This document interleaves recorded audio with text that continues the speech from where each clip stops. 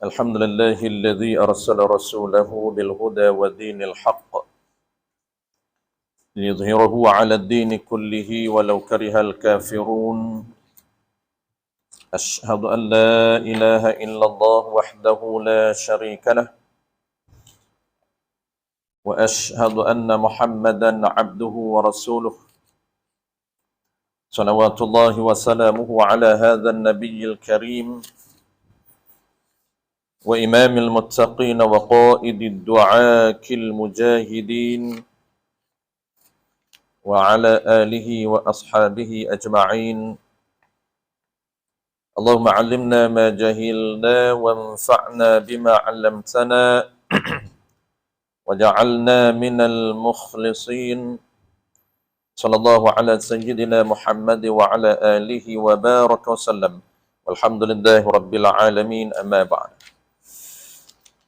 Alhamdulillah tuan-tuan, pertama sekali marilah sama-sama kita menyatakan setinggi-tinggi kesyukuran kehadrat Allah Subhanahu Wa Taala kerana dengan limpah kurniaannya kita diberi kesempatan, peluang, kesihatan dan paling penting kekuatan oleh Allah Subhanahu Wa Taala untuk kita menyambung kembali pengajian kita ataupun perbincangan kita berkaitan dengan tajuk yang pertama ataupun kitab yang pertama dalam kitab tasawuf. Kitab penawar bagi hati.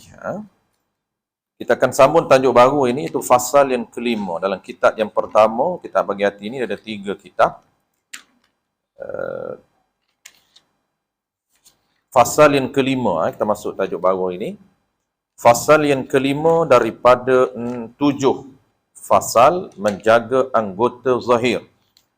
Tata cara menjaga anggota zahir, yakni 7 anggota zahir menurut sistem syariat kita. Jadi, kita akan bincang malam ini anggota yang ke-5, iaitu faraj. Anggota yang ke-5, faraj. Bagaimana cara kita nak jaga faraj menurut sistem peraturan syarak.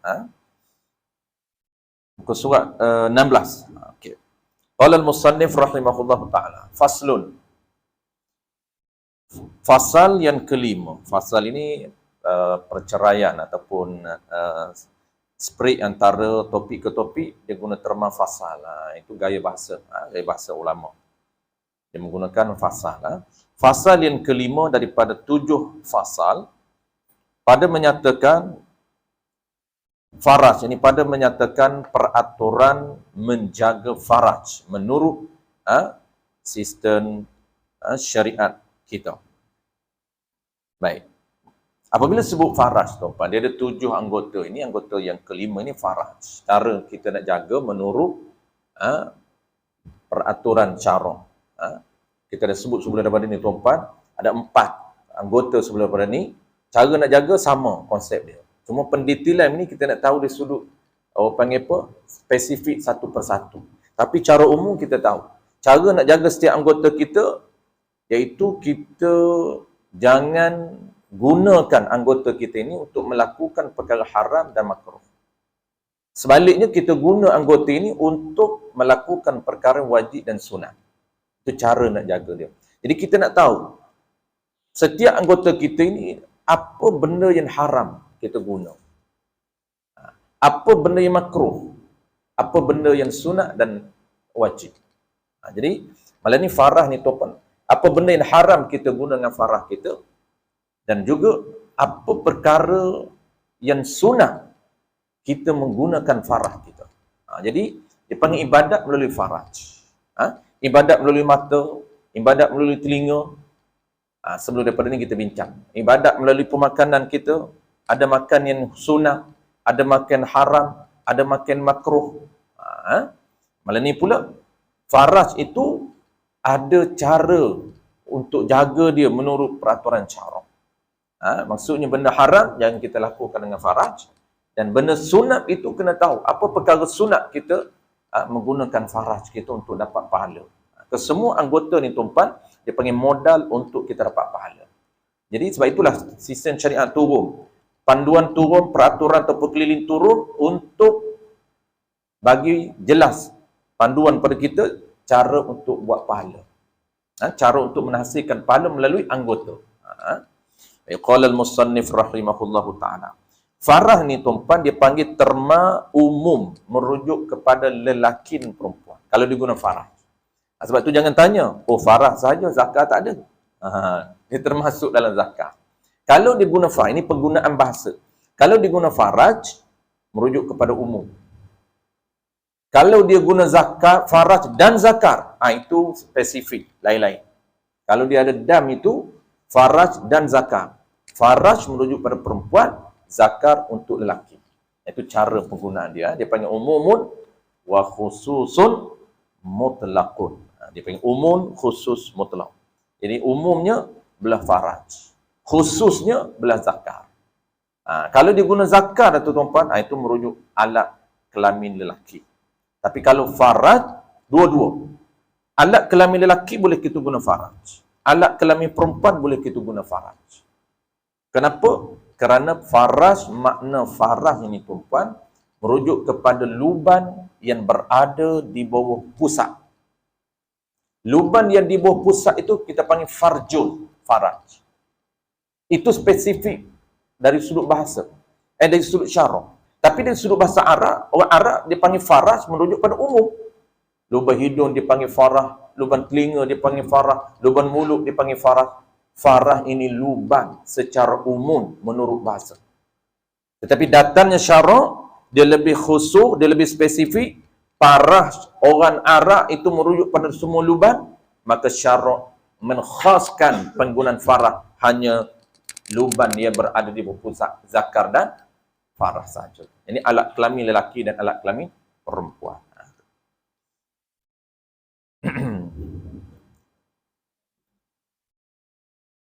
Ketahui olehmu. Habis. Intro tuan-tuan. Yang sama je. Intro dia, semua kita, semua anggota dalam kitab kita ni, intro yang sama. Ketahui olehmu. Jadi, hendaklah kamu tahu. Ni ketahui ni jadi wajib. Hendaklah kamu tahu melalui jalan belajar. Mu tu siapa? Olehmu tu yakni orang yang akhir lagi balik. Tu mu. Olehmu ni yakni orang yang sempurna akal dan balik, maka wajib dia kena tahu. Cara nak tahu, kena belajar. Jadi kewajipan dia adalah tahu maqasidnya, objektifnya, maka jalan untuk capai objektif itu juga dihukumkan wajib. Sebab tu, dia tak suruh belajar sini. Dia kata ketahui. Tak ada pun sebut belajarlah olehmu. Tak ada. Maka belajar itu jadi wajib. Kenapa? Kerana proses untuk mengetahui itu melalui proses belajar. Maka belajar itu menjadi kewajipan. Bahawasanya, apa yang dia kena tahu, Allah Ta'ala menjadikan ia Allah Ta'ala bagi engkau akan faraj. Dia suruh kita tahu bahawa faraj ni bukan kita yang buat, tapi Allah Ta'ala yang cipta untuk kita. Kenapa? Kerana kegunaan, kerana fungsi. Kerana ni dia bukan al-illatul ba'isah. Kerana ni, orang Arab tuan ada kerana ni dengan makna tujuan. Tujuan. Di sini bukan dengan makna tujuan. Dengan makna rahsia. Tujuan pun boleh, tetapi lebih tepatnya adalah rahsia, hikmah. Apa tujuan ataupun apa rahsia, apa hikmah? Kegunaan ini untuk digunakan yang bangsa akhirat. Urusan, yang tu dia ada dili. Dia ada yang hazaf. Urusan ataupun pekerjaan bangsa akhirat. Bangsa ni jenis ataupun kategori. Kategori urusan ataupun pekerjaan akhirat. Ini yang dapat pahala. Jadi farah ni tuan-tuan, dia boleh guna untuk tujuan tak ada pahala. Dia panggil dunia. Dan boleh juga guna Allah Ta'ala cipta farah ini untuk cara dapat pahala. Jadi kita dah tahu sebelum daripada ni tuan-tuan, beza di antara dunia dengan akhirat. Itu penting, nampak basic. Sebab kalau silap kat situ tuan-tuan, kita menafsirkan kesemuanya silap. Sebab tu dalam kitab penama bagi hati ni, banyak dia akan guna akhirat dunia ataupun dunia akhirat. Urusan akhirat, urusan dunia. Urusan akhirat, urusan dunia. Jadi, cara untuk jadikan satu benda itu akhirat, maka niat paling penting. Dan dua. Yang kedua ni adalah tata cara yang betul. Dua tu, Niat yang betul, tata cara yang betul, baru dia jadi pekerjaan akhirat. Baru dia dapat pahala. Tapi kalau niat tak ada, tuan-puan, walaupun betul tata cara dia, maka tidak ada pahala. Dia jadi kategori pekerjaan dunia. Kerana kegunaan ini, hikmah untuk digunakan yang ini pekerjaan yang bangsa yang kategori akhirat. Apa dia? Iaitu, ini tadi nak cerita rahsia Faraj boleh create pahala. Macam mana cara untuk kita dapat pahala melalui zakar kita ataupun farah kita? Iaitu yang kata kegunaan bangsa akhirat farah ni ataupun zakar ni, mengadakan ini, berusaha. Mengada ni bukan kerja kita. Mengada dengan mana? Berusaha. Mengada ni mendapatkan anak dengan dia dengan faraj dan zakar. Jadi, lepas tu tuan-puan, kena betulkan niat perkahwinan. Oleh kerana kita tak ambil berat soal kitab kahwin, tuan-puan, main kahwin macam tu je. Kalau belajar pun main rukun je, tu iman ajar sekejap. Rukun kahwin dia berapa? Kena tahulah nak akad nikah ni. Kita pun hafal lah masa nak akad nikah, masa kursus perkahwinan tu. Tapi detailnya dia tak ajar. Dia dah kena belajar kitab munakahat yang tebal sikit. Barulah ada cerita niat perkahwinan, apa tanggungjawab lelaki, apa tanggungjawab isteri. Dalam sistem rumah tangga itu, tanggungjawab lelaki mesti dibereskan, tanggungjawab isteri dia kena tahu. Tak boleh derhaka kepada suami. Itu semua etika suami isteri yang ada di dalam panduan rumah tangga. Dan paling asas, tuan-puan, niat. Dia kahwin kena niat. Baru semata-mata akad itu dapat pahala. Kenapa? Kerana niat perkahwinan dia itu adalah untuk melakukan ibadah. Niat ibadah. Itu dia panggil niat umum. Niat ibadat kerana Allah Subhanahu Wa Taala. Itu niat umum. Ada lagi niat spesifiknya. Dalam ibadat tu apa dia? Untuk mendapatkan zuriat. Niat dia tu untuk mendapatkan zuriat. Maka kalau dia betulkan niat dia, tuan-puan, perkahwinan dia ini, niat dia salah satunya, umumnya untuk ibadat. Tapi spesifik itu pula, niat salah satu daripada ibadat itu untuk mendapatkan zuriat. Tak kisah berapa banyak pun. Dapatkan zuriat. Kenapa, tuan-puan? Orang tak tahu. Sebab tu orang dia nak stop anak tu. Nak rancam. Nak sekat 6 lah, nak 7 lah, nak 8. Nak ni, tuan-puan, tak perlu melimitkan anak. Unlimited. Allah bagi 12 lah. Jarang dapat 12, tuan-puan. Nah, 5 ramai dah. Tak larat nak bela dia tu. Macam dia yang bela. Allah Ta'ala semua yang manage. Kita ni tukang je. Tukang keluar pagi, balik malam, Allah bagi rezeki. Ada anak, rezeki untuk anak. Ada isteri, rezeki untuk isteri. InsyaAllah anak tak kebuluh. Kerana Allah yang manage kita. Dia kata tak boleh ustaz, ramai-ramai anak tak mampu nak handle. Mampu dari sudut apa? Mampu dari sudut keuangan. Kita dah miskin tegar, dia kata. Dapat anak lagi jadi fakir pula. Anak tu rezeki. Dia tak boleh rupa makruh orang yang merancang untuk dapat anak ni, hukum dia adalah makruh. Tak haram lah. Makruh. Sebab apa? Sebab sunnah. Dia melawani sunnah. Yang dapat pahalanya dia kena niat untuk dapat zuriat. Walaupun dah ramai zuriat, tak apalah. Sebab setiap zuriat itu pahala besar. Contoh, tuan-puan, dia ada 5 anak. 5 orang anak itu, setiap orang anak itu ada pahala. Semata-mata anak itu yang dia dapat, tuan-puan, pahala berterusan. Nanti dia akan sebut surat sebelah tu, hadis Nabi. Semata-mata anak yang soleh, yad'ulah di belakang itu tidak ada point. Anak semata-mata dapat anak, kita bela, kita cari rezeki, semua ada pahala. Kita bela anak ni, tuan-puan, ada pahala. Beri rezeki kepada dia, cari rezeki, penat pagi sampai malam, nak sara anak, nak belajar, sara belajarnya, pakaiannya, tempat tinggal, semua ada pahala. Kenapa? Semata-mata diri anak dapat anak itu ada pahala. Itu dipanggil pahala pasif. Kenapa pahala pasif? Sampai kiamat Allah rekod pahala. Pahala apa dia? Pahala yang mengalir daripada anak. Maksudnya pahala yang keluar daripada anak. Anak buat apa? Kebaikan. Yang adilnya Allah Ta'ala, tuan-tuan, kebajikan anak buat sahaja direkod pada kita. Kejahatan tak rekod. Anak buat dosa, tak dapat kat bapak dengan ibu. Melainkan dosa itu hasil daripada ajaran latihan ibu dia. Tu dapat lah. Tu dia panggil dosa yang jariah. Ni tak ada kaitan dosa dengan ibu dia.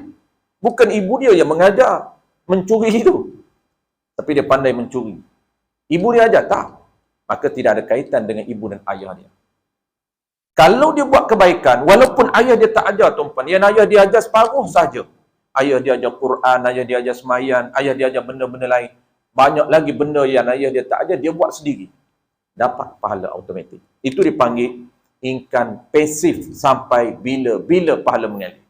Bayangkan orang ada 12 anak. Berapa pahala, tuan-tuan?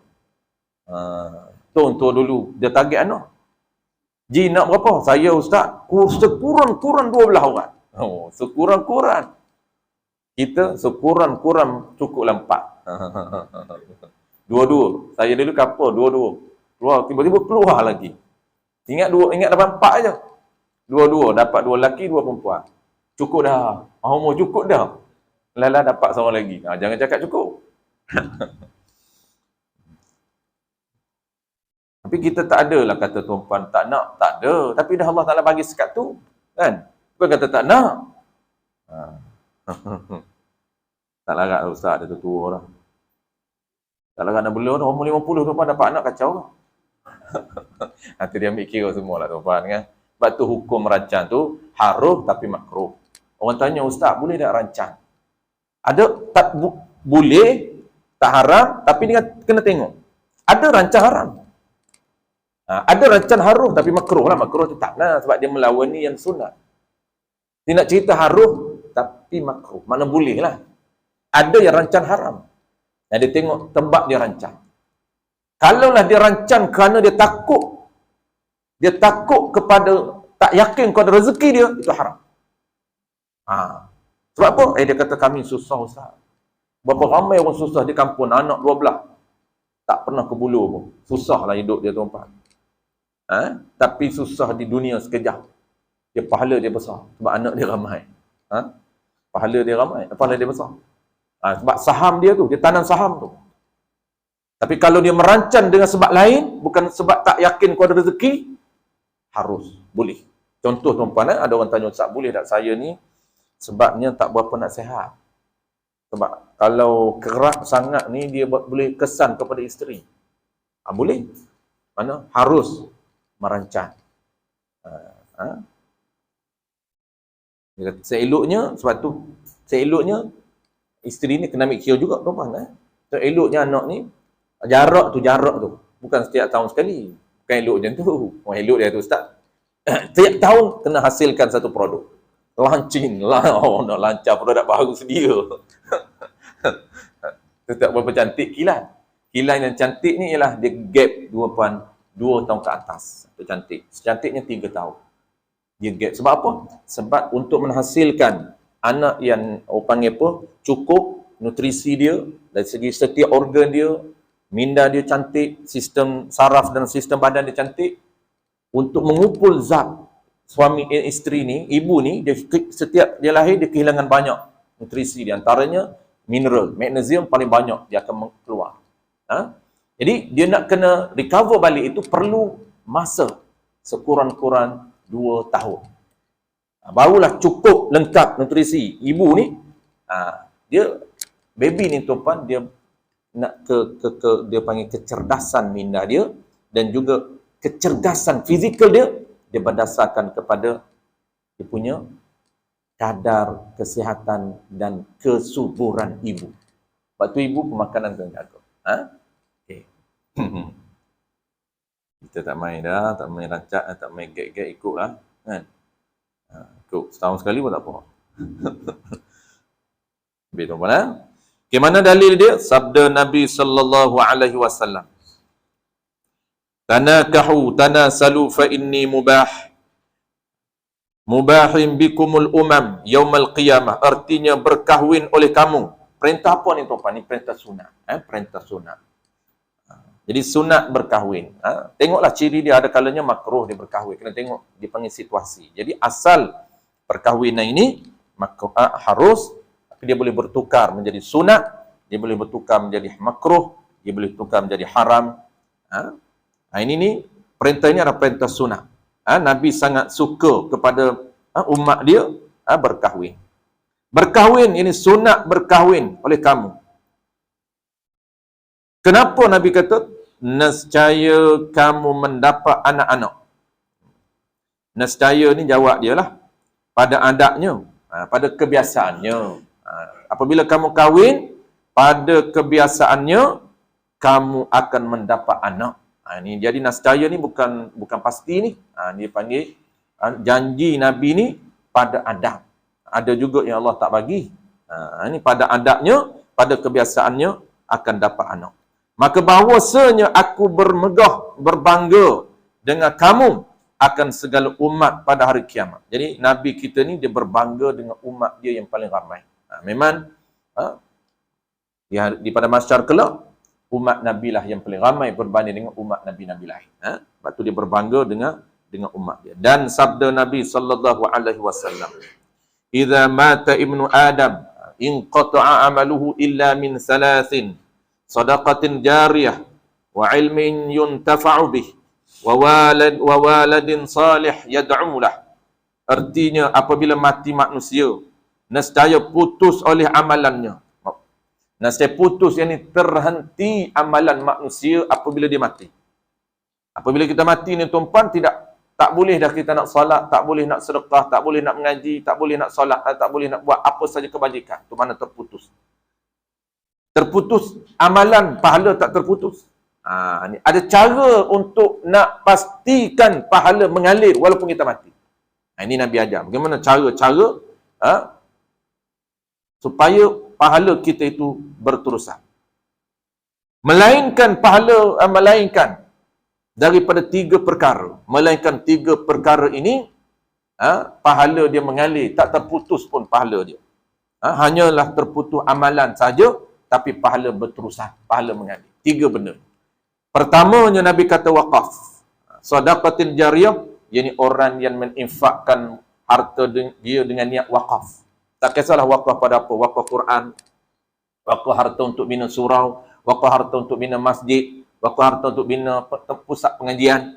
Apa saja harta waqaf, selagi mana harta itu kekal, maka pahalanya mengalir sampai bila-bila. Itu dipanggil waqaf. Dan yang keduanya ialah ilmu yang diambil manfaat dengan ilmu. Ilmu yang diambil manfaat dengan ilmu itu. Yani ilmu yang boleh memberi manfaat kepada kita. Apa dia tuan-tuan ilmu yang boleh memberi manfaat ini? Iaitu ilmu kita ini orang lain boleh tumpan. Maksudnya orang lain boleh belajar dengan kita. Itu dia panggil ilmu yang ada manfaat. Jadi tanda nak pastikan ilmu kita bermanfaat ini ada beberapa tanda tuan-tuan. Pertamanya ialah diri dia mampu untuk beramal dengan ilmu yang dia ada. Ada orang tuan-tuan dia belajar, dia faham, tapi nak mengubah diri dia tak mampu. Tetap amalan dia sama macam dengan orang yang tidak ada ilmu. Tak mampu untuk dia ubah amalan dia sama dengan ilmu yang dia belajar, tak mampu. Itu dipanggil ilmu yang ada pada dia tidak ada manfaat. Orang panggil tidak ada faedah. Tanda yang keduanya, ilmu yang ada pada dia, orang lain, bukan saja dia boleh amal, tapi orang lain boleh menumpan ilmu yang ada pada dia. Ini dua tanda asas untuk pastikan ilmu itu manfaat.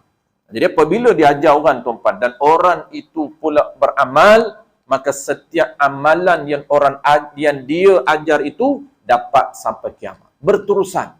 Dan orang berlapis-lapis. Orang tu ajar pada orang lain. Orang sampailah ke bawah.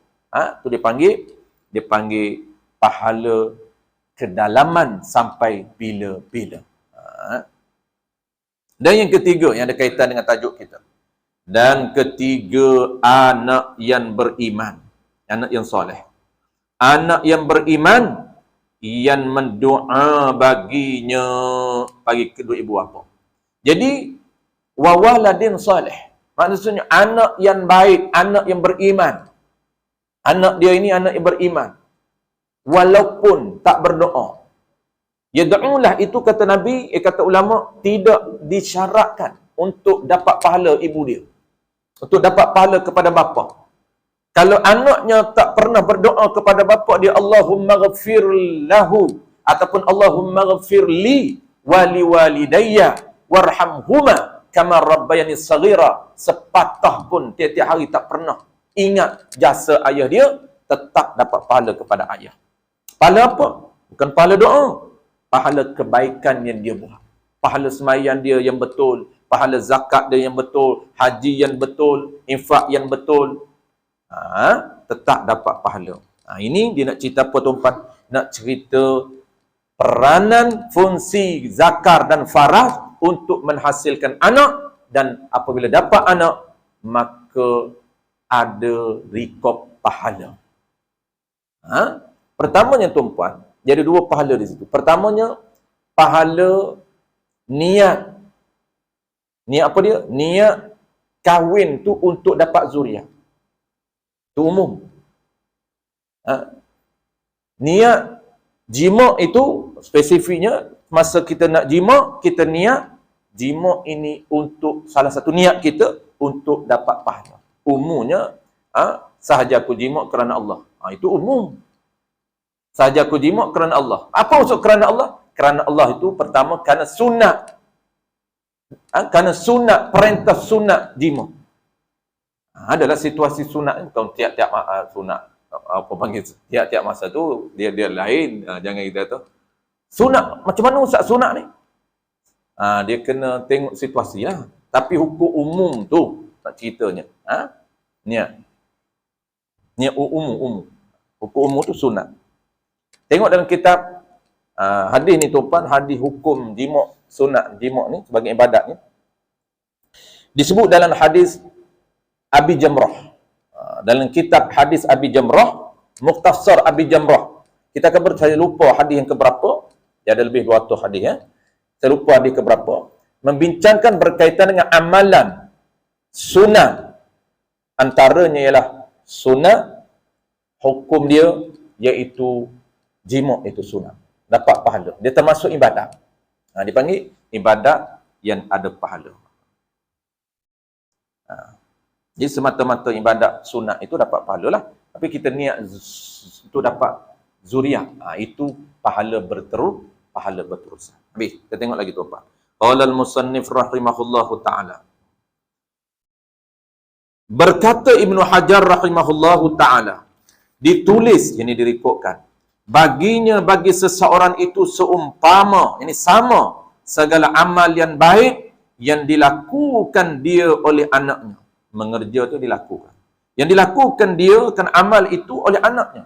Ibn Hajar menyatakan Allah tulis, Allah rekodkan pahala kebaikan yang anak dia buat sama, tak kurang sedikit pun dapat kepada ayah dan ibu dia.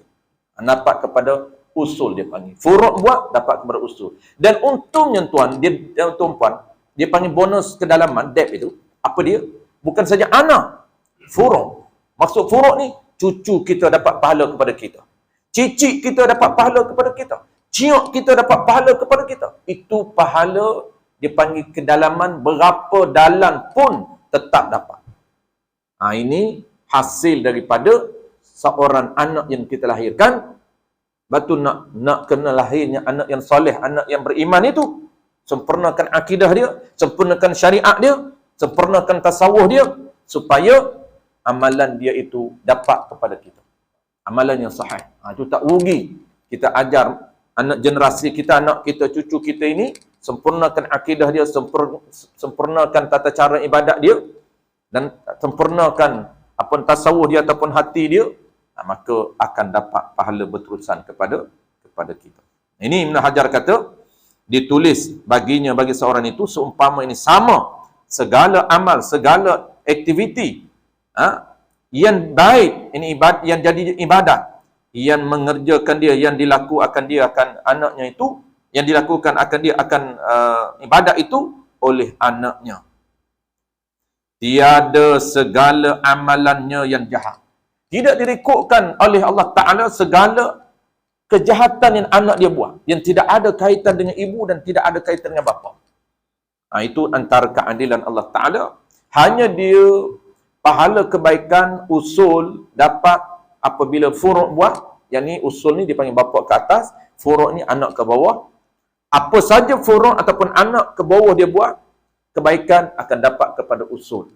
Sebaliknya, kejahatan yang dilakukan oleh anak ke bawah tidak direkodkan oleh Allah Ta'ala, melainkan kejahatan itu ada kaitan dengan bapa. Dengan sebab bapa lah ajar kejahatan itu, barulah dia dapat. Ini Ibn Hajar rahimahullahu ta'ala naqalkan dalam kitab. Intaha. Intaha ni berakhir ataupun habis catatan Ibn Hajar dalam mensyarah hadis Idza mata Ibnu Adam tadi. Betumpan, perenggan lain. Qala al-musannif rahimahullahu ta'ala. Habis, dia panggil tujuan faraj ataupun zakar, tujuan ataupun kegunaan yang Allah Ta'ala sediakan untuk dapat pahala. Satu dia cerita. Ini dia panggil fungsi zakar dan faraj, nisbah akhirat. Ini cara untuk dapat pahala. Ini dia nak cerita dunia pula tuan. Ini kegunaan zakat dan farah kita, kegunaan yang tidak ada pahala pun. Itu dia panggil dunia. Ini rugi saja. Maksudnya tidak ada haram, tidak ada dosa lah. Cuma dia panggil harus, tidak ada pahala. Demikian, begitu juga. Begitu juga, sama juga dengan kegunaan zakat dan farah ini di sisi akhirat. Sama tu sudah apa? Sama dia, akhirat pun ada fungsi, dunia pun ada fungsi. Menjadikan oleh Allah Ta'ala bagi engkau akan faraj dan zakat tu kerana kegunaan dunia. Ini tujuan dunia. Tujuan dunia. Maksud tujuan dunia ni tu pun tak dapat pahala. Jadi kita ingat, mudah je. Setiap anggota Allah Ta'ala bagi 7 kita bincang ni, mata, telinga dan yang kelima zakat. Kita cara nak handle dia, cara nak guna menurut peraturan syarak, kita kena tinggalkan benda yang haram, yang ni kena tinggalkan farah dan zakat kita, jangan buat benda yang haram. Dan sebaliknya, kita guna farah dan zakat kita untuk buat benda yang sunnah ataupun benda yang wajib. Kalau kita buat benda harus dikira dunia, tidak ada pahala. Ini nak cerita benda dunia, tidak ada pahala. Mana contoh faraj dan zakat untuk kegunaan dunia, tujuan dunia, iaitu sekadar bersedap-sedap dengan jima. Maksud apa tuan-puan? Jima yang tidak ada niat. Biasanya tuan-puan kalau kita tak aware, tak alert dengan hukum jima ni, kita memang jima tak ada niat pun. Ini jima tak ada niat pun. Dia jadi macam, jadi orang panggil apa? Kalau ibadat lain jadi budaya lah. Macam contoh beruh gigi tu. Beruh gigi jadi budaya. Budaya kita dah. Budaya yang bagus lah. Tapi ada ibadat, tak jadi ibadat. Kenapa tak jadi ibadat? Jadi adat. Mana adat ni kebiasaan. Jadi budaya kita. Pagi, kena gosok gigi. Tak gosok gigi, tak selesa. Sedangkan gosok gigi tu tuan-puan, sebahagian daripada amalan agama yang ada di dalam sistem syariat kita. Dalam buku, dalam tata cara bersuci tuan-puan, topik pertama sistem syariat kita, bersuci tu dia banyak. Salah satu topik bersuci tuan-puan, sunat bersugi. Jadi hukum bersugi. Ini hukum gosok gigi. Dia ajar alat yang digunakan untuk gosok gigi. Alat yang dikira termasuk gosok gigi. Walaupun tak guna berus gigi. Boleh guna apa saja. Berus gigi termasuk alat. Cuma yang terbaiknya menggunakan kayu jenis arak. AREK. Jenis arak. Yang kita guna kayu sugi tu. Itu yang terbaik. Sebab kajian para ulama, Nabi guna kayu sugi ni, kayu jenis ni, dia ada khasiat dia. Boleh mematikan jenis-jenis bakteria yang ada dalam mulut kita. Dan mulut kita sangat banyak bakteria tuan-puan. Yang ada jenis-jenis bakteria yang tidak boleh dimatikan dengan benda lain. hanya boleh dimatikan dengan kayu sugi. Itu rahsia. Nabi tak sebut rahsia, li ta'budi. Tapi para ulama kaji dan saintis kaji, kenapa Nabi guna? Setiap benda yang Nabi guna tu pun dia ada, dia punya rahsia dia. Itu dia panggil rahsia syariat. Tapi nak cerita tuan-tuan, itu kayu yang terbaik, alat yang terbaik. Kita boleh guna alat apa-apa asalkan menepati ciri-ciri yang diperuntukkan. Allah dah itu apa? Carut dah cerita ciri-ciri alat bersugi. Kita boleh guna apa? Boleh guna kayu, boleh guna kain, boleh guna kertas yang keras, boleh guna tisu yang keras. Asalkan menepati ciri-ciri. Jadi nak cerita apa tuan-tuan? Kalau kita bersugi tanpa niat, maka dia akan jadi dunia, dia akan jadi adat, dia akan jadi budaya tanpa ada pahala. Tapi kalau sebelum bersugi kita niat, aku bersugi ni sunat kerana Allah. Ataupun tak sebut kerana Allah pun, aku bersugi ni kerana sunat. Ataupun kita kata sunat, aku bersugi ni kerana hukum sunat. Dia umumnya sunat tuan-tuan. Dia panggil fi kulli hal, tiap-tiap keadaan. Bangkit pagi, nak solat, nak sambil berjalan, sambil driving, itu dipanggil fi kulli hal. Cuma situasi tertentu bersugi ni dia naik hukum ranking lebih tinggi, iaitu afdal. Maksudnya ada bonus, ada bayaran pahala yang ekstra, seperti hampir ketika nak solat, ketika nak ambil wudu, ketika nak baca Quran. Itu situasi yang afdal bersugi. Tapi kalau dia buat jadi adab, tidak ada pahala. Begitu juga situasi tuan-tuan, orang yang menggunakan zakat dan farah untuk jima' dengan isteri dia tanpa dia niat, maka jadi dunia, tidak ada pahala. Sedangkan niat jima' itu sunat. Semata-mata jima' itulah sunat. Ada lagi benda-benda yang lain. Dalam ibadat sunat tu tuan-tuan, dia ada beberapa perkara sunat yang lain. Tak nak ceritalah tuan-tuan, jadi panjang pula. Dia masuk topik lain. Dia masuk kitab lain yang tu. Dia ada kitab munakahat. Spesifik hukmul jima'. Hukum jima'. Dan dia ada etika jima'. Semua itu dia ajar. Dia ada kesan tu tuan-tuan. Dia ada kesan. Kesan kepada, bukan kesan kepada sistem biologi manusia, tapi kesan kepada bakal zuriat yang dilahirkan. Etika jima' itu, kalau kita follow cara sunnah, cara sunat, cara afdal, dia ada kesan kepada zuriat yang lahir. Nak tu pun tak sempat belajar tu puan. Nak sempat semayang pun tak sempat belajar, tak nak belajar bab kitab jima'. Main bedah je lah jima' ke mana pun. Semayang pun tak betul. Nak takbir pun tak sempat belajar takbir. Allah. Tak betul. Apatah lagi nak belajar benda-benda yang teknikal lah, bagi dia teknikal lah. Habis. Satu contoh. Guna zakat dan farah ini untuk dunia. Dan bersuka-suka dengan sekalian anak. Dapat anak seronok, dapat anak. Bukan niat pun kerana nak dapat zuriat, kerana sunat dapat zuriat. Tak niat pun sunat. Tapi dia rasa happy dapat anak. Orang lain pun semua ada anak, kahwin semua ada anak, dia rasa lain tak ada anak. Kenapa? Bukan ada kaitan dengan agama pun. Tapi kerana happy kalau ada anak, tak seronok tak ada anak. Itu tidak ada pahala pun. Jadi setiap kali dia jima', kalau hanya semata-mata nak dapat anak kerana happy, kerana seronok ada anak, orang yang ada anak, kita pun ada anak, maka itu semata-mata dunia. Yang dapat dengan jima' itu. Maksudnya, niat dia bersedak-sedak dan juga bersuka-suka dengan sekalian anak yang dapat hasil daripada jima'. Bermula mereka itu sebesar-besar segala perhiasan dunia. Yang anak-anak ini merupakan perhiasan dunia. Kerana firman Allah Ta'ala, al-malu wal-banun zinatul hayatid dunya. Artinya bermula harta benda dan sekalian anak itu perhiasan hidup dunia. Merupakan perhiasan hidup dunia. Dan firman Allah Ta'ala lagi, zuyyina lin-nasi hubbus syahawati minan nisa' wal-banin. Al-ayah sampailah akhir. Disebut, zuyyina lin-nasi hubbus syahawati minan nisa' wal-banin wal-qanatir. Banyak. Sampailah akhir ayat tu. Artinya apa? Dihiasi bagi manusia akan kasih segala keinginan daripada perempuan dan anak-anak. Maksudnya, dihiasi oleh syaitan Ni dia panggil perhiasan-perhiasan syaitan. Apa dia?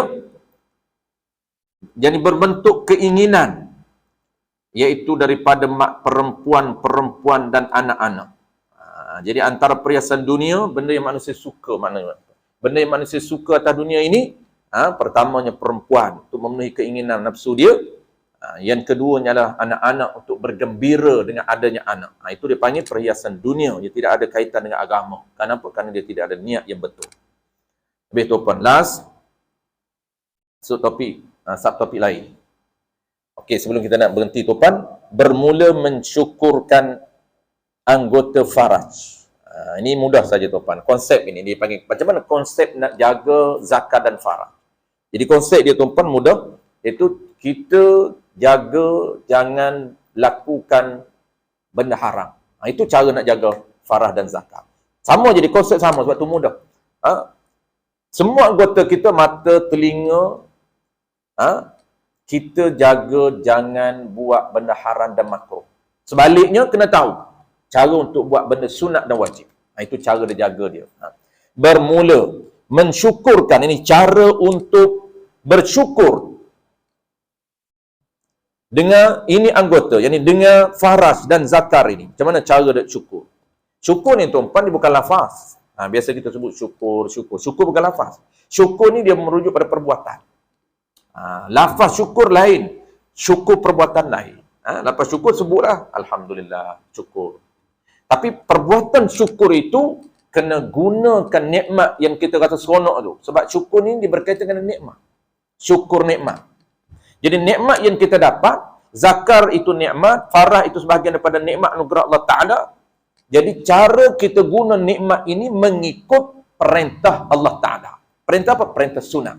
Jadi apabila kita guna nikmat yang Allah beri untuk lakukan perkara sunat, walaupun mulut tak sebut syukur, dia termasuk orang yang bersyukur kepada Allah.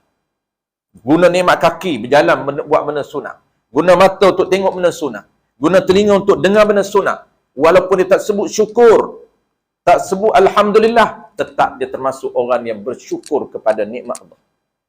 Maksudnya guna nikmat mengikut tuan dia, mengikut arahan tuan. Itu dia panggil cara nak guna barang orang mengikut amanah. Itu syukur. Macam orang simpan barang dengan kita tuan. Orang parking motor depan rumah kita, dia kata, Imam, saya nak balik kampung 3 hari raya ni. Boleh tak saya nak parking motor, nak tolong Imam jaga motor? Imam kata boleh.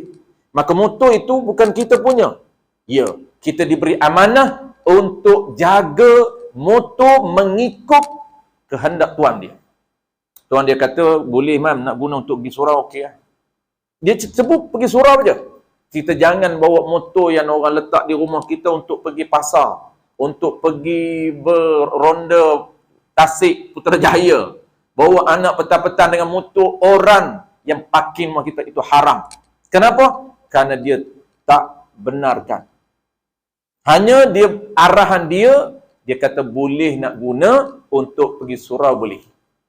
Jadi cara kita bersyukur, nak bagi tuan faham makna syukur, cara kita nak uruskan amanah harta orang ini mengikut kehendak tuan dia. Kalau tak betul, haram. Begitu juga kita ni tuan-tuan, semua Allah beri anugerah pada kita anggota. Bukan kita punya. Telinga, mata, tangan, kaki, zakar dan farah kita, bukan kita punya. Maka cara untuk kita nak jaga amanah ini, ataupun nikmat ini, mesti kita tahu apa perkara sunat kita nak guna zakar kita. Baik, dia nak cerita tuan-tuan. Memelihara. Caranya memelihara, yang menjaga daripada perkara yang diharamkan, menggunakan faras dan zakat. Itu cara nak jaga syukur. Mana contoh? Seperti berzina dan liwat dan mengeluarkan air mani. Ini 3 contoh haram. Pertama zina, yang kedua liwat, dan ketiga mengeluarkan air mani lain daripada tangan isterinya dan jariahnya. Dalam kitab disebut jari tu. Bukan jari tuan-tuan. Ada orang yang baca kitab tak pernah belajar tuan-tuan. Dia tak pernah belajar, jadi kitab silap, memang dia pun silap. Itu penting kita belajar kitab lama tuan-tuan. Memang dia kena ambil daripada guru. Banyak cetakan berlaku dalam di kitab. Kalau ini dia akan tafsir jarinya jari isteri. Jam. Memang betul tuan tafsir macam tu. Sebab yang kata tak haram ini boleh keluar air mani yang tak haram ini dengan menggunakan tangan isterinya satu atau dan jarinya jari isterinya. Betul tafsir. Tak perlu anak murid tanya Tok Guru. Oh, faham. Tangan boleh, jari isteri pun boleh. Jari ke kaki kau semua boleh. Dia dah sebut tangan isteri merujuk pada apa? Merujuk kepada keluar mani dengan cara isteri yang keluarkan. Sama ada isteri nak keluar dengan tangan dia nak hantam dengan dengan kaki dia, dia nak kepit dengan mata apa pun boleh. Tak ada masalah apa. Jari, jari tu tak perlu sebut lah. Ada kita sebut. Dia yang tak faham. Kita ni silap. Bukan jari, jariahnya. Jariah ni apa? Hamba. Sebab hari ni tu pun ramai orang baca kitab Jawi, dia boleh baca kerana pasaran hari ni agak banyak surau yang dah permintaan surau baca kitab. Kita tak nak dah tazkirah biasa. Tak nak dah tafsir hadis ni banyak sangat. Kata nak kitab. Kitab apa Ustaz boleh baca? Tak Jawi saya boleh. Dia pilih kitab mana-mana, dia baca. Tak pernah mengaji pun tuan-puan. Ini bahaya. Sebab kita, amanah kita, ilmu ni dia amanah untuk kita, panggil pertahankan cara yang betul. Jangan silap. Kalau tak mengaji, bahayalah. Betul Tok Guru saya pesan, kau baca kitab yang kau mengaji saja. Nak selamat. Takut kita tak mengaji tuan-puan, kita agak-agak saja. Agak-agak tu yang bahaya. Di sini jari ni tuan-puan jariah, jenis hamba. Hamba boleh. Tak haram kalau hamba keluarkan air mani, tuam dia. Dan memelihara dirinya daripada yang syubhah. Seperti jima' pada nikah yang batal. Kita dah lewat tuan-puan. Ini contoh yang keempat. Jadi contoh yang keempat ni dia lewat tuan-puan, kita akan sambung bulan depan. Bulan depan ni kita habiskan dah. Dia mudah saja. Dia lepas contoh ni, perenggan di belakang tu tuan-puan, semua dia cerita, dia cerita dalil saja. Dalil berkaitan dengan dalil. Cara nak jaga farah dan zakat kita, jangan buat benda haram, benda yang makruh dua tu.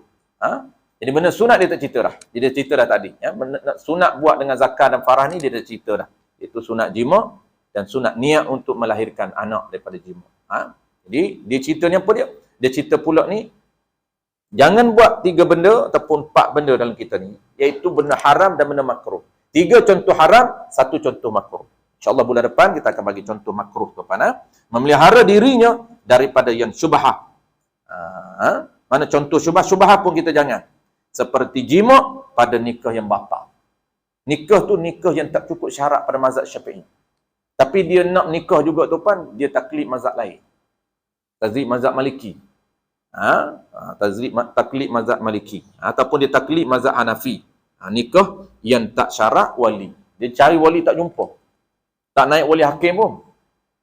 Patut naik wali hakim lah, tak ada wali. Dia tak ambil wali hakim, tak ambil tu qadi, dia lari belah siam tu, maka siapa-siapa pun boleh nikah. Tak ada wali. Dia cari tak jumpa wali.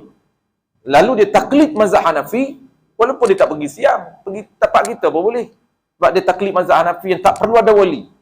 Maka itu nikah yang batal pada mazhab lain, mazhab kita. Bahaya nikah tuan-puan. Contohlah macam bulan depan kita cerita. Bahayanya tuan-puan, dia nikah online. Mazhab Syafi'i tak boleh nikah online. Padahal taklid mazhab apa? Adalah taklid mazhab lain. Lalu dia taklid mazhab lain. Tu dia panggil syubhah. Syubhah sebab apa? Mazhab dia tak boleh. Mazhab kita jangan kata nikah online, jual beli online pun tak boleh mazhab kita. Jual beli online tu apa? Tak boleh akak jual beli mazhab kita online. Melainkan mazhab Maliki boleh. Mazhab Hanafi boleh. Jual beli online. Mazhab Maliki dan Hanafi. Mazhab Syafi'i tak boleh jual beli online. Jual beli pun tak boleh. Apatah lagi nikah online. Ada orang buat ke? Tak ada. Kok-kok lah kalau ada. Contoh kalau ada orang buat. Wallahu a'lam. Bismillahirrahmanirrahim. Alhamdulillahirabbil alamin. Wassalatu wassalamu ala asyrafil anbiya'i wal mursalin wa ala alihi wa ashabihi ajma'in. Allahumma faqihna fid din wa 'allimna at-ta'wil waj'alna minal ulama'il 'amilin waj'alna minal mukhlisin. Sallallahu ala sayyidina Muhammad wa ala alihi wa baraka wa sallam. Walhamdulillahi rabbil alamin.